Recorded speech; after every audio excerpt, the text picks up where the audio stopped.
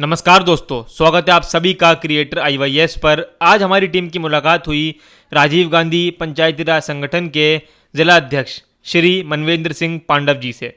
इस खास बातचीत में हमने मुस्कुराता भारत और उस मिशन के लिए उनके और उनकी टीम के डेडिकेशन, मेहनत और समाज के प्रति उनकी सोच के बारे में बात की। साथ ही क्रिएटर आईवाईएस के डायरेक्टर ऋषि गौर जी, जो अब लेगेसी इंडिया मैगजीन के साथ प्रिंसिपल कॉरेस्पोंडेंट के रूप में भी जुड़े हुए हैं, इस खास इंटरेक्शन का हिस्सा रहे।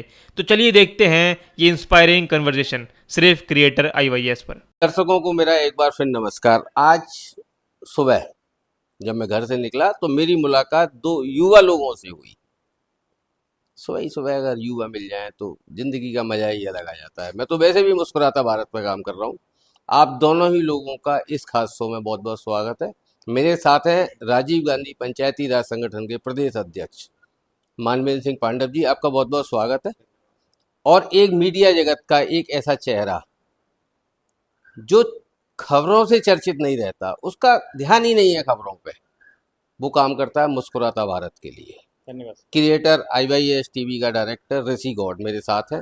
ऋषि, आपके गले में ये जो पड़ा हुआ है पहचान कार्ड, आइडेंटिटी कार्ड, इसका क्या महत्व है आपके जीवन में? ये आपको किस तरह से मिला? एक छोटे शहर का युवा लड़का जिसने केवल अपनी सोच से समाज को बदलने का प्रयास किया है, समाज में एक मुस्कुराहट देने का प्रयास लगातार कर रहा है, क्या बोलेंगे इस पर? सर, सबसे पहले मैं ये कहना चाहूँगा कि लेगेसी इंडिया इस मैगजीन से, जो पूर्व प्रधानमंत्री स्वर्गीय लाल बहादुर शास्त्री जी के परिवार से चालू हुई थी, उन्होंने चालू करी थी।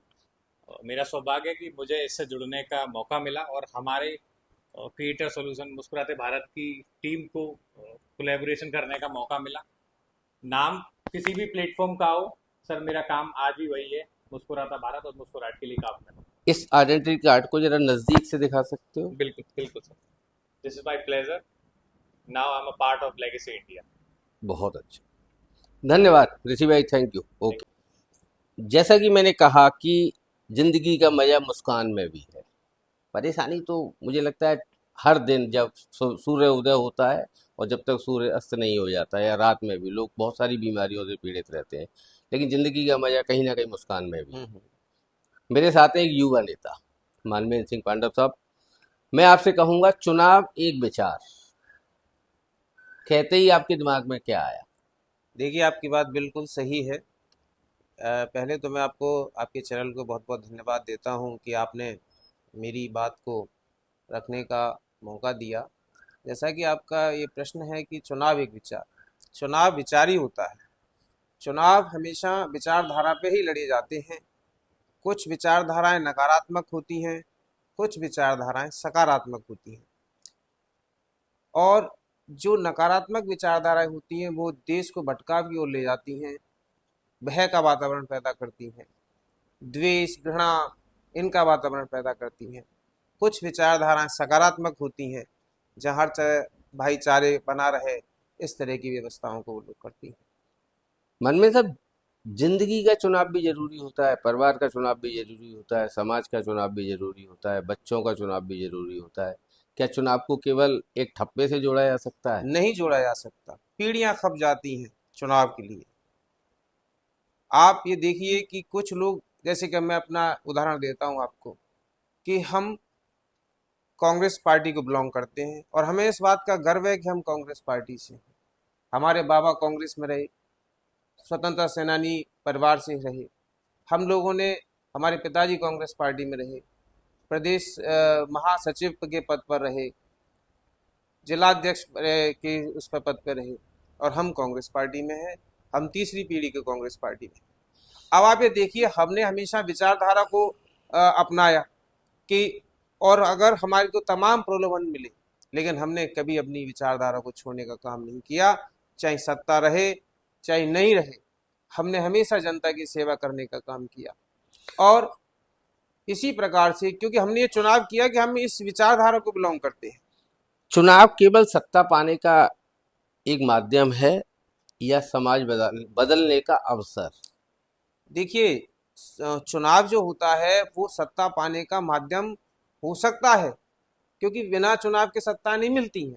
लेकिन जहां तक व्यक्ति के ऊपर निर्भर करता है कि वो सत्ता का चुनाव जो करता है, सत्ता के लिए कुछ लोग चुनाव में भागीदारी करते हैं, कुछ लोग सेवा के लिए करते हैं। जो व्यक्ति जिनके दिल में हृदय में कूट कूट के सेवा भाव भरा हुआ है, उनके पास पद रहे नहीं रहे, सत्ता रहे नहीं रहे, युवा तो मतदाताओं उनके के लिए एक संदेश। युवा मतदाताओं की ये संदेश केवल इतना ही है भाई, कि हम सभी लोगों को सेवा भाव से जनता के बीच में जाना चाहिए। उनकी जिनकी परेशानी है, उन परेशानियों को दूर करने का काम करना चाहिए।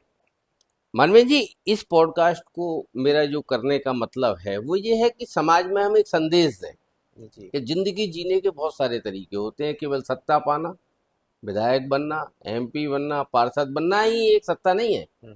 कई बहुत सारे लोग ऐसे होते हैं जिन्होंने बिना कोई पद लिए और बहुत कुछ पाया। आज भी लोग उनको याद करते हैं। मैं भी उनको इस माध्यम से नमन कर रहा हूँ। आपकी पारिवारिक पृष्ठभूमि कहाँ से आती है? देखिए, मेरा गांव, मैं गोवर्धन क्षेत्र से आता हूँ। मेरा गांव पड़ता है लोरिया पट्टी, वहाँ से हूँ। मैं एक शिक्षक का बेटा हूँ। पिताजी ने 40 वर्ष एमजीएस सेंट्रल कॉलेज में अपनी शिक्षक बतौर सेवाएं दी, प्रधानाचार्य पद से रिटायर हुए। ऐसा कोई गांव नहीं है, ऐसा कोई क्षेत्र नहीं है अपने इलाके में जो उनसे परिचित न हो। दूसरी बात, हम जहाँ तक आइडियोलॉजी की बात है, वो हम कांग्रेस पार्टी से ही आइडियोलॉजी विचार करते हैं, विचारधारा से। लेकिन बड़े दुख के साथ कहना पड़ रहा है कि हमारे क्षेत्र में कुछ मूलभूत समस्याएं हैं, जिन समस्याओं को दरकिनार किया जा रहा है, उस पर वो ध्यान नहीं दिया जा रहा है। जैसे हमारा क्षेत्र खारे पानी की समस्या से बहुत ज़्यादा ग्रसित है। वहाँ खारे पानी का अभी तक मीठे पानी का कोई भी विशेष व्यवस्था नहीं हुई है, जिससे तमाम महिलाएं, युवा परेशान रहते हैं।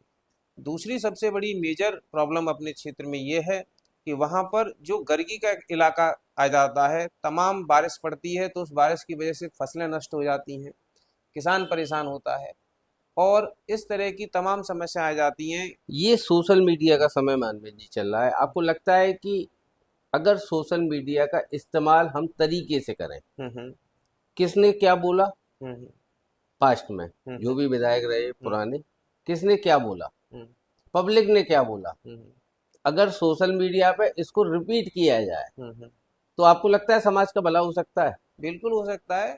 सोशल मीडिया बहुत अहम भूमिका निभा रहा है आज की तारीख में समाज के बदलाव के लिए। निश्चित तौर पे मैं कह सकता हूँ इससे भला होगा। आपका आगे का प्रोग्राम, जिस क्षेत्र से आप आते हो उस क्षेत्र को लेके लोगों को कैसे आप जागरूक करोगे? देखिए, जागरूक करने की जरूरत नहीं है, जनता ऑलरेडी जागरूक है। अब जैसे जो बातें मैंने आपके पॉडकास्ट के माध्यम से मैंने ये बात कही कि ये समस्या है, मैं जनता के उन्हीं के लिए हूँ, उनके बीच में जाऊंगा और उनकी जो समस्या मैं आपसे बोल रहा हूँ कि जैसे उनको खाद नहीं मिल रहा है, डीएपी नहीं मिल रहा है, खारे पानी की समस्या है, किसानों के घर की का इलाका जा रहा है, तो मनमिन वो आप उन्हीं के द्वारा मैं जी, आप सोशल मीडिया के माध्यम से या उन्हीं के द्वारा मैं ये वो खुद कहेंगे कि भाई इस समस्याओं से वो ग्रसित हो रहे हैं, परेशान है। सत्ताधारी दल जो बैठे हुए हैं, उनके डबल इंजन ट्रिपल इंजन की सरकारें हैं, लेकिन आज तक उन्होंने उस समस्या का निराकरण कराने की ओर बिल्कुल ध्यान नहीं दिया। केवल सत्ता का झूठा गुणगान करने में ये लोग लगे रहते हैं। मनमिन भाई, भक्ति का मतलब क्या होता है? एक बहती हुई धारा या एक रुका हुआ पानी? देखिए, भक्ति तो भक्ति है। भक्ति तो एक तरह निर्मल है, निश्चल है। इसके अंदर चोरी, कपट, ये इस प्रकार के नहीं होती। जो इंसान भक्ति करता है तो वो केवल ये करता है, उसमें लीन रहता है, उसे इस बात से कोई मतलब नहीं रहता क्या हो रहा है। लेकिन आजकल जो स्थिति बन रही है, आप अच्छी तरह जानते हैं, भक्ति के नाम पर जो लूट हो रही है, ये होनी नहीं चाहिए। लोकतंत्र एक शब्द में? लोकतंत्र एक शब्द में ये है कि लोकतंत्र के द्वारा ही सही व्यवस्था का निर्माण हो सकता है। चुनाव या सेवा? सेवा। युवा या अनुभव? अनुभव और युवा दोनों। विकास या वादे?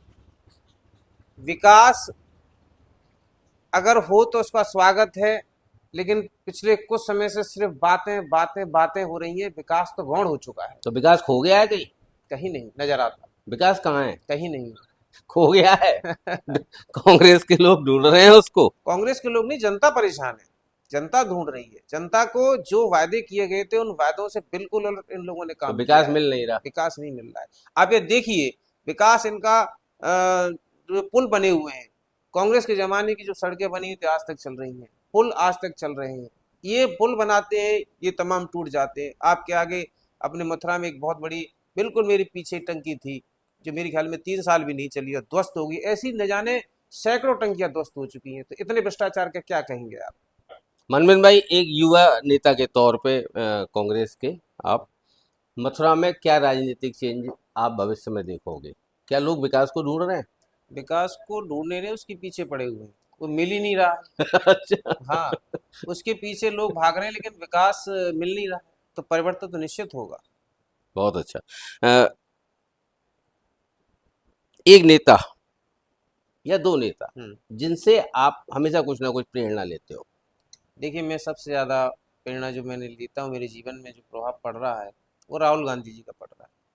क्योंकि उनके बारे में कई हजारों करोड़ रुपया इस बात के लिए खर्च किया गया कि उनकी इमेज को खत्म करने के लिए, लेकिन उन व्यक्ति ने कई लाख करोड़ रुपया खर्च होने के बावजूद भी जिस तरीके से वो भारत जोड़ो यात्रा में निकले, लोगों से मिले, जगह जगह उन लोगों की समस्याओं को जाना, वो सामान्य व्यक्ति नहीं कर सकता। टूटा नहीं हुआ व्यक्ति खड़ा हुआ है, आज भी लोगों की सेवा कर रहा है। उसे इस बात की चिंता नहीं है सत्ता मिले नहीं मिले, समाज सेवा में लगा हुआ है, लोगों की सहायता करने में लगा हुआ है।